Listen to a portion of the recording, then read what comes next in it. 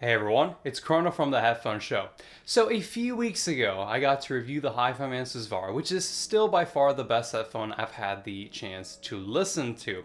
Now, unfortunately, even though I got to spend a month with it, like all good things, our time together had to come to an end, and well, I shipped the VAR back to headphones.com. At which point I realized that I actually don't have any other over-ear headphones with me. Okay, so that's not exactly true. I do have some wireless ANC headphones that I will be reviewing soon, but those headphones aren't, I wouldn't say they're suitable for my most common use case scenario for headphones, which for me personally, it's at my desk listening through a discrete amp and DAC while I'm working or playing World of Warcraft. So I decided that it's time to buy a new pair of headphones. Now, I'm very fortunate in that over the past 2 years, I've tried out a ton of different headphones because, well, I review them, and more importantly, I become familiar with my preferences, and I've been able to identify what characteristics are exactly the ones that I'm looking for in a headphone, especially for one that I know I'm going to be listening to for, upwards of 8 hours a day. Now, some of you, from looking at the thumbnail for this video, might have already guessed what my choice was, but for those of you who are still wondering what my new daily driver is and why, let's have a look.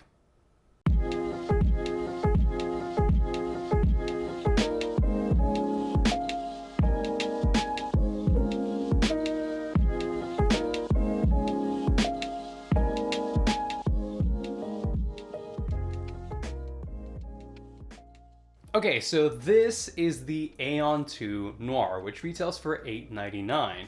This was a bit of a surprising choice for me because, if I'm being completely honest, I was not the biggest fan of the original Aeon 2s. I did not have the greatest experience. And actually, if you're interested in checking out my review for those two headphones, there will be a link in the description down below where I compared both the closed and the open.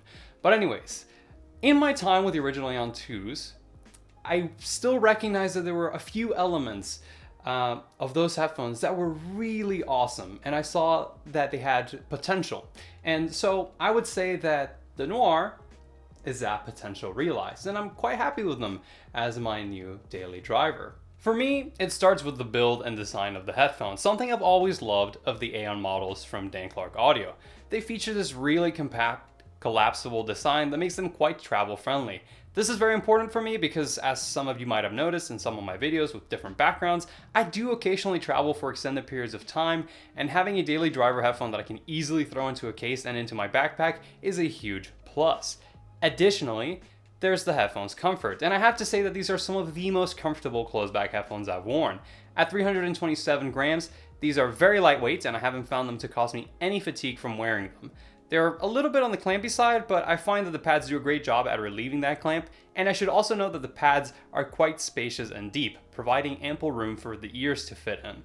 This is not really that surprising given that they have Noir in the name, but the Aeon 2 Noir now comes with a black finish. It has like a metallic flake finish as opposed to the metallic red of the Aeon 2s, and well, just like the original Aeons, they look beautiful. The one problem is that the black finish is an absolute fingerprint magnet, which sort of drives me crazy because I had to wipe them down between every single B-roll shot of this video, but hey, at least they look pretty good.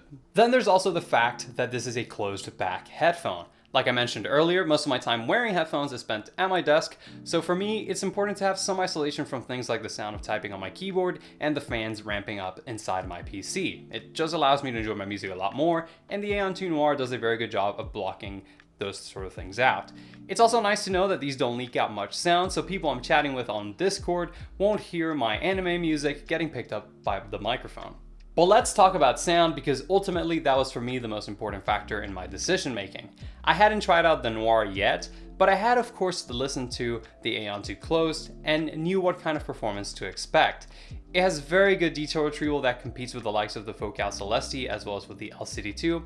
It has those distinct planar characteristics like its sense of immediacy and control and also that excellent instrument layering, and even though its soundstage is very intimate, it does still have good and precise imaging. My problem with the Aeon 2 Closed was that, for my taste and preferences, its frequency response was sort of V-shaped, with a heavily emphasized mid-bass that intruded into the lower mids and peaky treble that had an over-brightened air region above 10k. Still, I decided to give the Noir a go because I did like the Aeon 2 Closed presentation and performance, and I liked it quite a bit more after EQ. Also, from what I'd heard, it seems as though those tonal issues I had with the Aeon 2 Closed were largely resolved by the Noir. And so I got the Aeon 2 Noir, and yeah, the tonality has been greatly improved. They're not perfect, but out of the box, I've been enjoying them a ton, even without any EQ being used at all. So what changed between the Aeon 2 Closed and the Aeon 2 Noir? Apparently, not a lot. So of course they're still using the same chassis, and it's still using the same Aeon 2 driver that was derived from the Ether 2's technology. What did change was actually the pads. So the Aeon 2 Closed, the original one, was using Dan Clark Audio's synthetic leather solid pads, whereas the Noir is using the synthetic leather perforated pads, which, according to Dan Clark Audio, aims to give them a more Harman target-like tuning. And there are a few caveats to this that we'll discuss briefly, but I did find the Noir to adhere a lot more closely to the Harman target curve. And as a result, I'd also say that it's a headphone that sounds a lot more natural and a lot more neutral than it did previously. The bass shelf on the Aeon 2 Noir is very similar to that suggested by the 2018 Harman target curve, which means that it has a very present sub-bass region. You get a lot of depth and rumble. The only deviation here is that there is a mid-bass bump at around 100 to 120 Hz that provides some added warmth and sort of helps in making the Noir feel a bit more punchy in the low end than it really is. I should note though that this is nowhere near as exaggerated as the mid-bass bump on the original Aeon 2 Closed, as it settles early enough to not make for a bloated upper bass and cause any bleed into the lower mids. Moving along to the Noir's mid-range, it's quite a bit more organic in its tonality than it was on the Aeon 2 Closed, since it no longer has that slightly muddy bass to mid-range transition, and just in general the mids feel richer and more pronounced in the Noir, since the bass and treble regions don't drown it out like they did on the original. There's still a bit of a dip at around 2 and 3.5k, which softens things like piano overtones as well as electric guitars and brass instruments, but this is very subtle, and if you're very sensitive to the upper mid-range like me, then it might be something you prefer, as it never feels forward or shouty. Lastly, there's the highs, which, although still a bit bright in the upper treble, have been greatly improved on the Noir. The harsh peaks at 6 and 8.5k have been greatly subdued or completely removed, with only 6k still introducing a tiny bit of glare in the lower treble. And whilst you still get a little bit of that extra glisten to vocals and a slight compression-like effect due to the elevated upper treble and a peak at 14k, it's nowhere near as overdone as on the original. And one thing I should note is that using the included driver filters, which provide different levels of damping, does do a very good job at targeting and cooling down that specific region of the FR without messing too much with the rest of the mix. As always, before wrapping up the video, I'd like to briefly touch up on EQ. So I think that the Noir sounds fantastic out of the box, but like with all other headphones, I like to use EQ just to bring it in a little closer to my personal preference.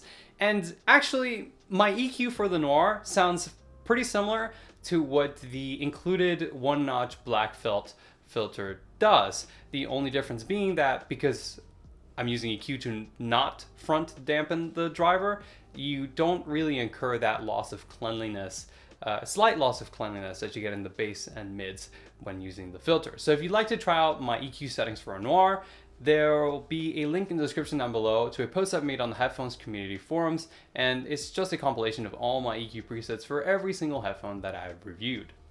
And that about sums up the Aeon 2 Noir for me. I suppose that this video was sort of a review, but also like a reflection as to why this was a good choice for me personally, and it's the headphone that I decided to keep.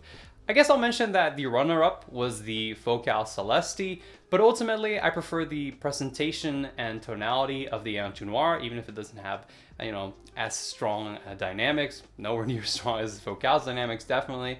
And also, again, a key factor was the portability. I can travel with them a lot easier than I could with a lot of other audiophile grade headphones. And then there's also comfort. I knew I'd be wearing these a lot, and well, Focal's headphones, they've always fit my big square head, kind of weird, but Anyways, that is all for me today. I hope you enjoyed this video or found it useful. If you did, do consider dropping a like. If you'd like to learn more about the Aeon 2 Noir or many other headphones, I highly encourage you to check out the review section available on headphones.com. For more headphone audio content, stay tuned by subscribing to The Headphone Show here on YouTube. And until next time, this is Chrono signing off.